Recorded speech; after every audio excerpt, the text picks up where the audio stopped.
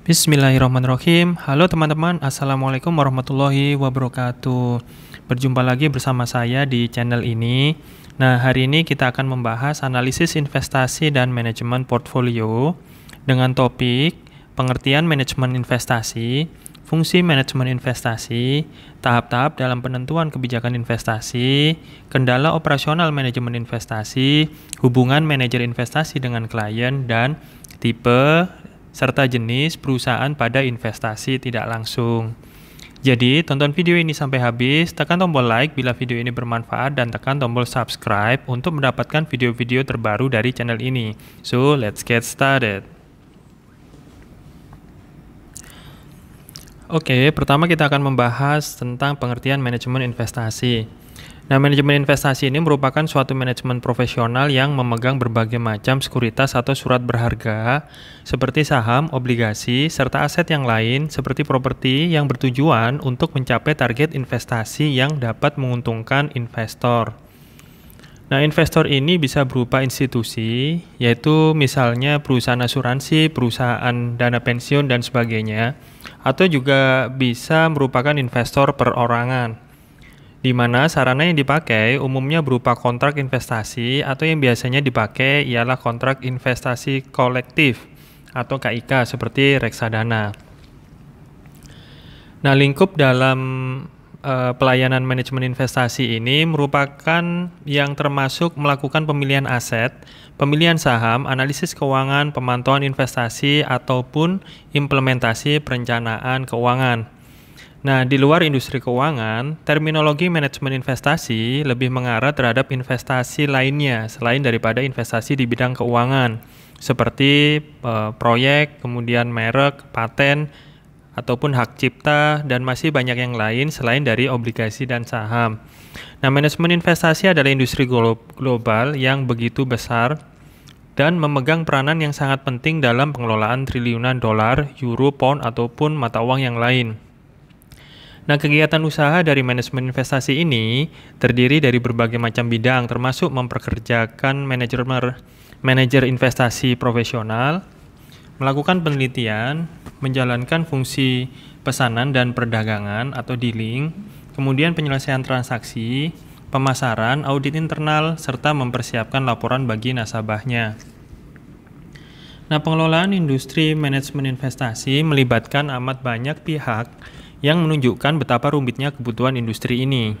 Di samping karyawan pemasaran yang membawa nasabah datang kepada industri ini, masih ada pula staf kepatuhan yang bertugas untuk memastikan dipenuhinya semua peraturan yang berlaku oleh perusahaan, auditor internal yang bertugas untuk mengaudit sistem internal serta melaksanakan fungsi pengawasan internal, kemudian bagian keuangan untuk pembukuan transaksi keuangan, lalu ahli komputer, serta karyawan pendukung lainnya yang bertugas untuk mencatat setiap transaksi serta valuasi keuangan dari ribuan nasabah perusahaan. Nah, itu tadi adalah pengertian dari manajemen investasi. Selanjutnya kita akan membahas tentang fungsi manajemen investasi. Tapi sebelumnya silahkan jawab question of the day tentang pengertian manajemen investasi.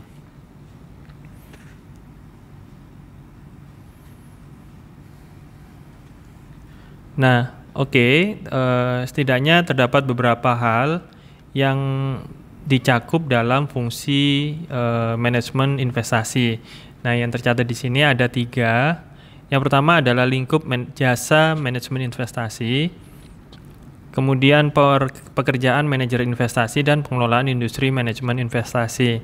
Nah, yang pertama, lingkup jasa manajemen investasi itu bertugas untuk melakukan analisa keuangan, pemilihan aset dan pemilihan saham, implementasi perencanaan, dan melakukan pemantauan terhadap investasi. Kemudian yang kedua, meng-hire manajer investasi. Nah, kegiatan usaha dari manajemen investasi terdiri atas yang dilakukan oleh manajer investasi. Yang pertama, misalnya melakukan penelitian, kemudian menjalankan fungsi pesanan dan perdagangan, kemudian penyelesaian transaksi, pemasaran, kemudian melakukan audit internal dan mempersiapkan laporan bagi nasabah perusahaan. Lalu yang ketiga, pengelolaan industri manajemen investasi itu juga melibatkan banyak pihak, yaitu karyawan pemasaran yang membawa nasabah datang pada industri ini, kemudian staf kepatuhan, auditor internal, kemudian fungsi pengawasan internal di bagian keuangan, lalu ahli komputer dan karyawan pendukung yang lain. Nah, fungsi manajemen investasi itu bisa dibagi ke dalam 5 langkah, yaitu menentukan kebijakan investasi, kemudian melaksanakan analisa sekuritas, lalu membentuk portfolio, kemudian merevisi portfolio, dan yang terakhir mengevaluasi kinerja portfolio. Nah, dalam kegiatan menentukan kebijakan investasi, seorang manajer investasi harus mampu mengidentifikasi tujuan investasi klien. Nah, terutama sikapnya terhadap trade-off atau opportunity cost antara ekspektasi return dan risiko. Kemudian yang kedua, melaksanakan analisa sekuritas, yaitu meneliti sekuritas individual atau kelompok untuk mengidentifikasi sekuritas yang mispriced, harganya tidak sesuai dengan kewajaran. Yang ketiga adalah membentuk portfolio, yaitu mengidentifikasi sekuritas tertentu yang tentu akan diinvestasikan, beserta proporsi atau kombinasi modal yang akan diinvestasikan untuk setiap sekuritas. Kemudian yang keempat adalah merevisi portfolio, yaitu melakukan revisi atau perubahan portfolio sekuritas pada saat ini. Nah, sekuritas mana yang akan dijual dan sekuritas mana yang akan dibeli sebagai pengganti. Nah, yang kemudian kelima itu fungsi manajemen investasi itu adalah untuk mengevaluasi kinerja portfolio, yaitu menentukan kinerja portfolio baik dari return ataupun resiko dengan membandingkannya dengan tujuan investasi dan kinerja sekuritas di industri sejenis. Jadi itulah tadi penjelasan dari fungsi manajemen investasi. Selanjutnya kita membahas tentang tahap penentuan kebijakan investasi. Nah, tapi sebelum kita bahas lebih jauh, silakan dijawab question of the day selanjutnya.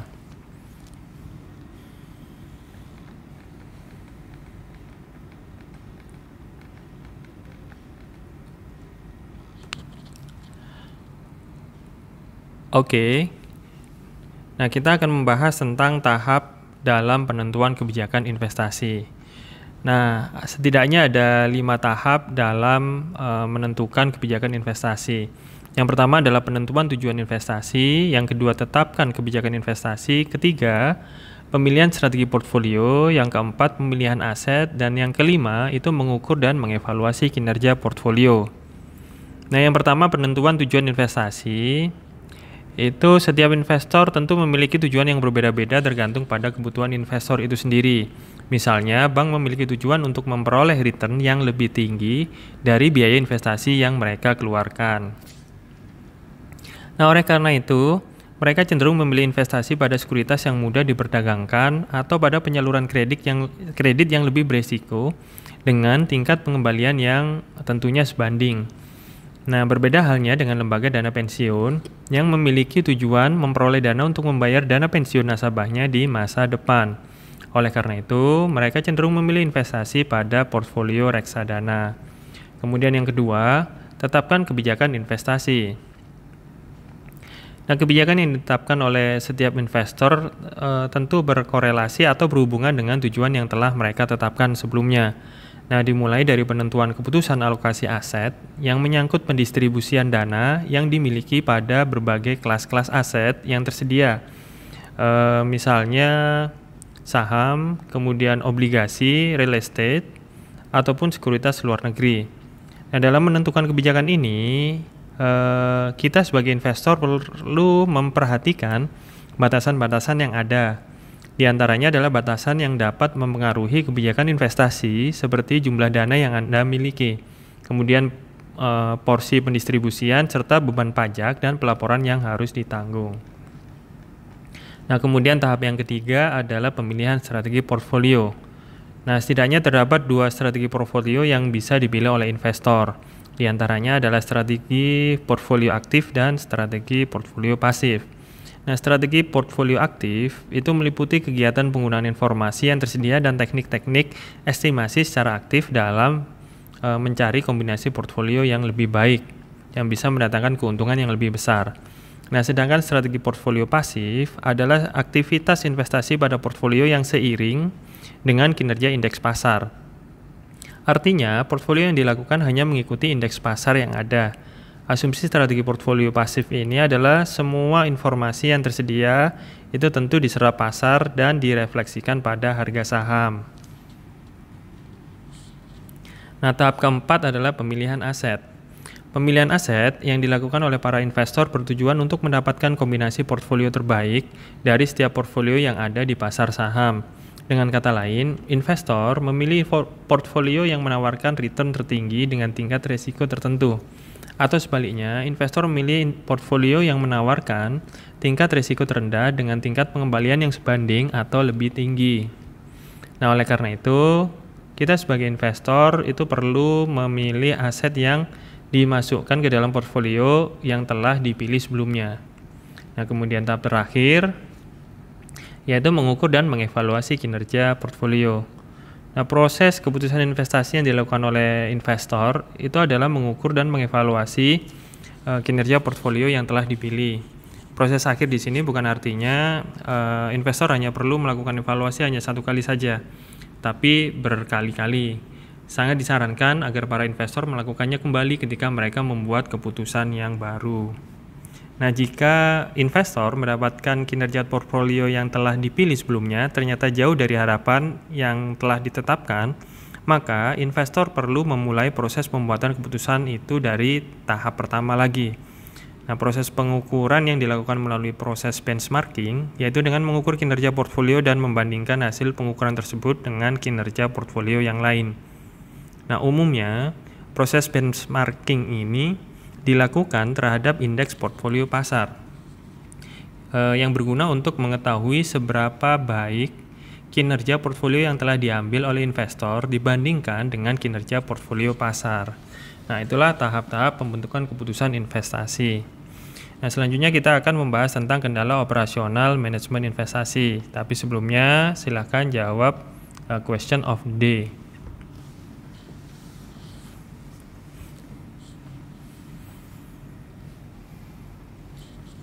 Oke, dalam kendala operasional manajemen investasi itu terdapat beberapa kendala dalam mengoperasikan usaha manajemen investasi ini yang antara lain diantaranya yang pertama adalah laba kotor.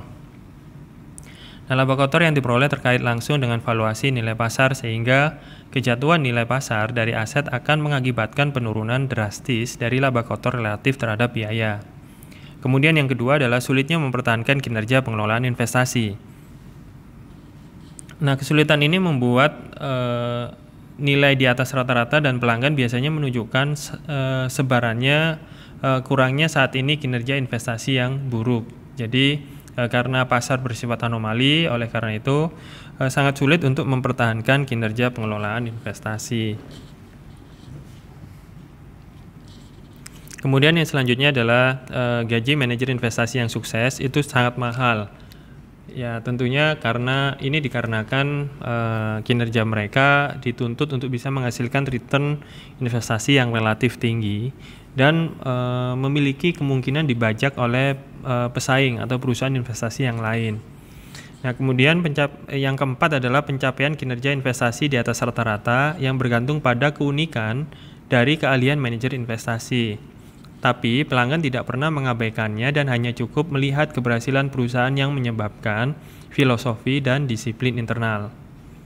Yang kelima adalah analisis yang memiliki kemampuan untuk menghasilkan laba di atas rata-rata sering telah menetapkan kondisi keuangan sehingga mereka itu tentu menolak tawaran pekerjaan yang ditawarkan oleh perusahaan untuk mengelola portfolio sendiri. Nah, itu tadi setidaknya ada 5 kendala operasional manajemen investasi. Selanjutnya kita akan membahas tentang hubungan manajer investasi dengan klien. Namun sebelumnya silakan jawab pertanyaan tentang kendala operasional dari manajemen investasi di kolom komentar.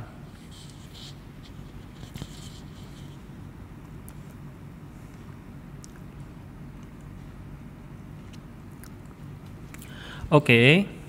Adapun hubungan seorang manajer dengan klien dalam manajemen investasi itu setidaknya ada 4 aspek yang perlu diperhatikan. Yang pertama adalah perusahaan manajemen investasi seringkali bertindak sebagai agen atau perantara dari para pemilik saham dan perusahaan. Kemudian yang kedua, telah menjadi suatu kepercayaan umum bahwa manajemen investasi selaku agen harus memiliki kemampuan untuk secara aktif memantau kinerja perusahaan yang sahamnya dimiliki oleh nasabahnya. Kemudian yang ketiga, fokus bisnis pada industri manajemen investasi adalah manajer yang bertugas untuk menginvestasikan dan mendivestasikan investasi dari para nasabahnya. Lalu yang terakhir adalah penasihat investasi dari suatu perusahaan manajemen investasi yang tersertifikasi itu harus mampu mengelola investasi nasabahnya sesuai dengan kebutuhan serta profil resiko masing-masing nasabah, di mana penasehat keuangan itu tentu harus merekomendasikan bentuk investasi yang tepat bagi nasabahnya tersebut. Nah, itu adalah hubungan manajer investasi dengan klien. Nah, selanjutnya silahkan menjawab question of the day tentang hubungan manajer investasi dengan klien. Lalu kita untuk mengakhiri video ini, kita akan membahas tentang tipe dan jenis perusahaan pada investasi tidak langsung. Nah, perusahaan investasi adalah perusahaan perantara keuangan yang menjual saham kepada masyarakat umum dan menanamkan dana pada beragam sekuritas atau aset lainnya. Nah, perusahaan investasi juga mengelola atau mengatur portfolio dari sekuritas. Nah, perusahaan investasi yang bergerak sebagai saluran yang mendistribusikan dividen, bunga, dan realized gains. Pada investasi tidak langsung, itu terdapat beberapa jenis perusahaan investasi. Yang setidaknya di sini tercatat ada 4 perusahaan. Yang pertama adalah perwalian investasi unit atau unit investment trust. Kemudian yang kedua exchange traded funds. Kemudian yang ketiga adalah perusahaan reksadana tertutup atau closed-end investment companies. Lalu yang keempat adalah perusahaan reksadana terbuka atau open-end investment companies. Nah, yang pertama unit investment trust. Unit investment trust ini merupakan trust yang menerbitkan portfolio yang dibentuk dari surat berharga berpenghasilan tetap, misalnya bond, dan ditangani oleh orang kepercayaan yang independen. Nah, kemudian yang kedua, jenis perusahaan investasi tidak langsung yang kedua adalah exchange traded funds, yaitu upaya pendanaan yang secara sederhana dapat diartikan sebagai reksadana yang diperdagangkan dalam bursa efek dan menawarkan diversifikasi pada sektor, area geografis, atau bahkan seluruh pasar. Nah, kemudian yang ketiga, ada perusahaan yang berjenis closed-end investment companies. Nah, perusahaan reksadana tertutup ini merupakan perusahaan investasi yang hanya menjual sahamnya dalam jumlah yang tetap, yaitu sebanyak saat penawaran perdana saja. Nah, biasanya perusahaan investasi ini tidak menawarkan lagi tambahan lembar saham, kecuali jika ada penawaran publik berikutnya. Nah, lalu yang perusahaan jenis terakhir adalah open-end investment companies. Nah, ini juga dikenal dengan nama perusahaan reksadana. Nah, ini sesuai dengan Undang-Undang Pasar Modal Nomor 8 Tahun 95, Pasal 1 Ayat 27, reksadana ini diartikan sebagai wadah yang digunakan untuk menghimpun dana dari masyarakat pemodal untuk selanjutnya diinvestasikan ke dalam portfolio efek oleh manajer investasi. Nah, perusahaan reksadana ini adalah perusahaan investasi yang mengelola dan menjual kepemilikan portfolionya di pasar modal. Nah, perusahaan investasi ini masih terus menjual kepemilikan portfolionya kepada investor. Juga pemegang kepemilikan portfolio itu dapat menjual kembali kepemilikannya ke perusahaan reksadana yang bersangkutan. Nah, itulah tipe dan jenis perusahaan pada investasi tidak langsung. Nah, selanjutnya silahkan menjawab pertanyaan tentang tipe dan jenis perusahaan pada investasi tidak langsung di kolom komentar.